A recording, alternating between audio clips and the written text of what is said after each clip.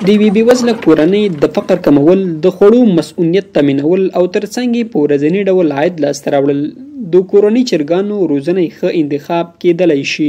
دا په نورستان ولایت کې په 2500 بېوزله کورنیو د چرګانو د بستو ویشنه ده چې د افغانستان د راتلونکو نسلونو موسسې په تخنیکي همکارۍ توزیع کیږي.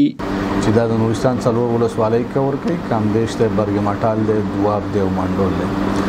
د چرګانو د روزنې په برخه کې موږ د نورستان په څلور ولسوالیو کې جمعاً 2500 کورنیو سره چې په هر ولسوالۍ کې 625 کورنۍ کېږي د دې پیکیج لپاره انتخاب شوي دي چرګانو د ساتنې د پروژې لپاره.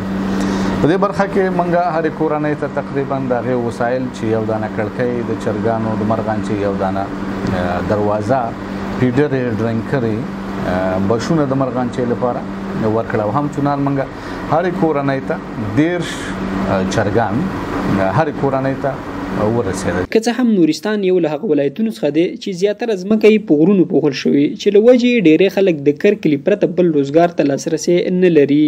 دوی د نوموړي سیمې لپاره د چرګانو روزنه یو ښه کاري فرصت او ترڅنګ یې د یوې کورنۍ لپاره د اقتصادي پیاوړتیا په غوړېدا کې مهمه مرسته بولي. دا یو بهترین پیکیج دی، یو بهترین انټرونشن دی د خلکو لپاره. د نورستان هغه ساحې دي چې هلته کاروبار نشته، روزګار نشته. د همدغه کورنیو د اقتصادي پیاوړتیا لپاره او هم د نیوټریشن په برخه کې تر ټولو مهم رول چې لري هغه همدغه پیکیج دی. دوی کولی شي دغه چرګانو د هغې نه بازار کې خرڅلاو وکړي او د روزمره حد اقل یو څه پیسې خپل کورنۍ ته عاید ترلاسه کړي. ځایي اوسیدونکي وایي دا ډول مرستې د یوې ناچاره کورنۍ سره د ژوند د لومړنۍ اړتیاو په پوره کېدو کې مهم رول لوبولی شي. د چرګان خو دلته مونږ وطني چرګان هم ساتو، خو هغه چې کوم چې د اف جی موسسې چې زراعتي چرګان یې راوړي دوی په شان اقتصادي چرګان نه دي. اف جی کوم چې دغه اف جی موسسې چې د زراعتي چرګان چې دلته یې راوړي شوي دي دا د خلکو لپاره ډېر مثبت به تمام شي انشاءالله. د دوی پالن طریقې سره چې خلک آشنا هم دي او دلته ټرینینګ هم شوي دي. که دغه شانتي ولرو هغه هګۍ د مارکیټ هم لري، په بازارونو کې خرڅېږي هم په کور دغه مشکلاتونو د خلکو حلوي.